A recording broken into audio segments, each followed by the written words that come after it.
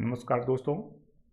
आज हम लोग भारत में अंग्रेजों के आगमन के पीछे क्या मंशा थी, क्यों भारत ही आए, इस बात पे चर्चा करेंगे और देखेंगे कि अंग्रेज भारत आए तो भारत में सामाजिक, आर्थिक, राजनीतिक, प्रशासनिक किस तरह का प्रभाव पड़ा। आगे जा कर के उसे हम लोग आगे चर्चा करेंगे, लेकिन आज हम लोग यहाँ पे इस चीज़ को देखेंगे। मित्रों, यह है विधिक आज़ादी। मैं डॉक्टर एस सी पटेल आप लोगों के साथ चर्चा करेंगे कि अंग्रेज किस किस माध्यमों से भारत आए और क्या कारण था।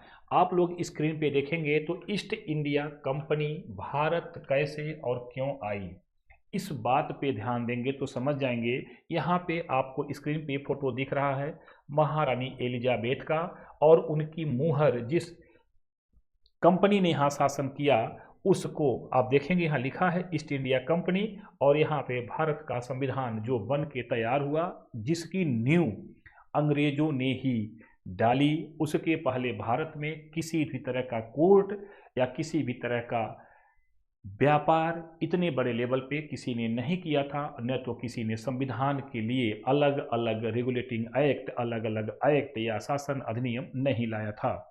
इन बातों को भी ध्यान देंगे तो समझ में आएगा। आप सभी जानते हैं कि अंग्रेजों से पहले भारत में पुर्तगाली लोग 1498 में भारत आए थे।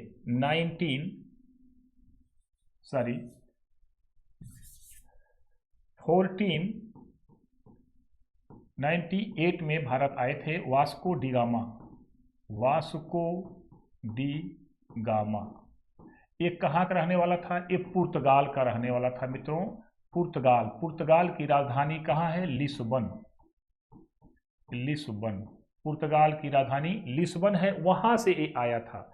अगर आप देखेंगे ये लिस्बन से जब आया था तो यहाँ पे व्यापार शुरू किया और अपने काम को आगे बढ़ाता रहा। इसके शान शौकत को देखते हुए आप जानते हैं यह मसालों का व्यापार शुरू में करते थे। यहाँ से ले जाने के बाद कुछ मसालों पे इन्हें लगभग 60 गुना लाभ होता था। मतलब 1 रुपये का सामान 60 गुना बिकता था। इन्हीं सब बातों को देख करके, उनकी चकाचौंध जिंदगी को देख करके, क्योंकि आप देखेंगे मैप में तो यहीं बगल में ही दोनों कंट्रियां अगल बगल स्थित हैं, इस वजह से एक दूसरे के बारे में इन्हें पता होता था। अब आप मित्रों अगर देखेंगे तो जो अंग्रेज थे उस समय इंग्लैंड में एक कंपनी थी मर्चेंट एडवेंचर, यह वहाँ पे कार्य कर रही थी। इस कंपनी के कुछ लोगों ने इस पर विचार किया क्यों न हम लोग भी पुर्तगालियों की तरह से ईस्ट एशिया के तरफ चलें, व्यापार करें, क्योंकि अपने देश में बहुत कुछ व्यापार के लिए अब दिखाई नहीं पड़ता है। इन सब बातों को लेकर के यहाँ पे इन लोगों ने विचार किया। किसने? एडवेंचर कंपनी थे जिसका नाम था मर्चेंट एडवेंचर कंपनी। इसमें 207 लोगों ने मिल करके विचार किया, और इन लोगों ने विचार करने के बाद अपने एक आदमी को 1599 में उन्होंने लोगों ने ईस्ट एशिया के लिए खास करके भारत भेजा। क्या नाम था? जॉन मेंडल हॉल नामक व्यक्ति भारत आया, यहाँ का जायजा लिया और यहाँ से जा करके उसने बताया। उसके बाद वहाँ के व्यापारी दलों ने एक समिति के माध्यम से वहाँ के सामग्री मतलब रानी एलिजाबेथ से मुलाकात किया, और उन्होंने अपनी व्यथा को बताया कि हम लोग ईस्ट एशिया के साथ व्यापार करना चाहते हैं एक कंपनी बना करके। तो कंपनी का जो नाम दिया इन लोगों ने, उसका नाम रखा ईस्ट इंडिया कंपनी या ईस्ट एशिया कंपनी। पहले ईस्ट एशिया नाम था, बाद में ईस्ट इंडिया उन लोगों ने बदल लिया, और आगे जा करके और भी नाम उन्होंने उसे पहले रखा था। तो यहाँ पे जो मर्चेंट एडवेंचर थी यही कंपनी बनी।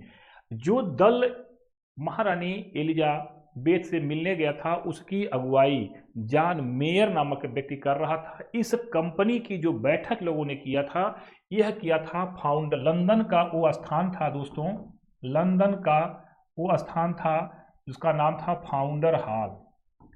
Founder hall. यहाँ पे मीटिंग किया कितने लोगों ने, मैंने बताया आपको 207 लोगों ने। और जो पैसा इकट्ठा किया शेयर मनी, इन्होंने 500 रुपये की बात रखा कि दे सकते हैं लोग। यहाँ 30,133 पाउंड, यहाँ पाउंड इकट्ठा किया इन लोगों ने और अपनी शेयर मनी के बारे में महारानी एलिजाबेथ से बताया।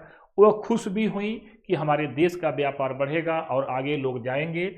उसी के आधार पे 31 दिसंबर 1600 को इन्होंने 15 वर्षों के लिए एक इन्होंने चार्टर दिया जिसे कहते हैं राजलेख इन्होंने दिया। उसी के आधार पे एक कंपनी भारत आने के लिए तैयारी कर रही थी, लेकिन कुछ ऐसे दुर्भाग्य रहे कि 1603 में, अगर आप देखेंगे 1603 में महारानी एलिजाबेथ की मृत्यु हो जाती है। इनके पुत्र जेम्स प्रथम आते हैं। जेम्स प्रथम 1603 में अपने माध्यम से एक व्यापारी दल जिसका नाम था राल्फ फिंच, उसको भारत भेजते हैं। राल्फ फिंच भारत भेजते हैं। वह भारत में अकबर के दरबार में आता है और इंग्लिश में बात करता है। बातें फारसी और इंग्लिश की आपसी तालमेल न बैठ पाने के कारण वापस चला जाता है और पुनः जाकर के बात रखता है कि जब तक हम लोग भारत में जाने से पहले फारसी नहीं सीखते हैं तब तक भारत के लोगों से हम व्यापार नहीं कर पाएंगे। इन्हीं बातों को लेकर के मित्रों आगे जाकर के जो आप सुनते हैं कि भारत में सबसे पहले इंग्लैंड किस जहाज से आए थे, तो उसका नाम था हेक्टर। इस जहाज का जो चालक था वह नाम था उसका हाकिंस। आप जानते हैं हाकिंस एक कुकर कंपनी है। आपके घरों में कुकर का काम अक्सर लगा ही रहता है किचन में, उसका नाम है हाकिंस।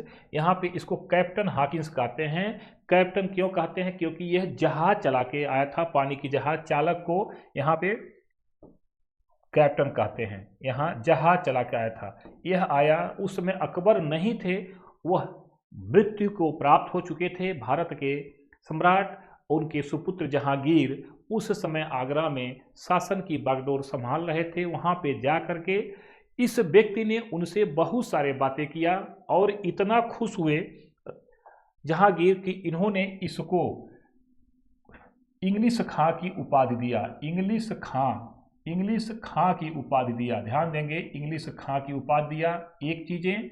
नंबर 2 क्या दिया? इन्होंने इसको 400 मनसब का ओहदा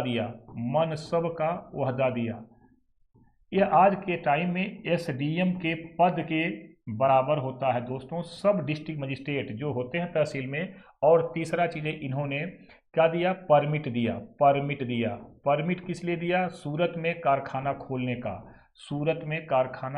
का। लेकिन सूरत में कारखाना नहीं खुल सका क्योंकि जो पुर्तगाली थे उसका विरोध करते थे और इस बात को लेकर के कारखाना नहीं खुला। यहाँ तक अगर आप देखेंगे तो ये जो चीज़ें आपको इंग्लिश खां से लेकर के यहीं से भारत में ये जो बात आती है 1608 में आते हैं। कौन? हाकिंस महोदय। ये जो इन्हें ये सब चीज़ें मिलती हैं क्योंकि ये बात कैसे करते हैं? फारसी में बात करते हैं, इसीलिए इन्हें सम्मान मिलता है। ये सब सम्मान क्यों मिला? केवल फारसी में बात करने से। किससे? सम्राट जहांगीर से बात करने से यह चीज़ें मिली। दोस्तों यहीं से भारत में ईस्ट इंडिया कंपनी अपने को स्थापित करती है और धीरे धीरे अपने नियम कानून कंपनी के माध्यम से बनाना शुरू करती है।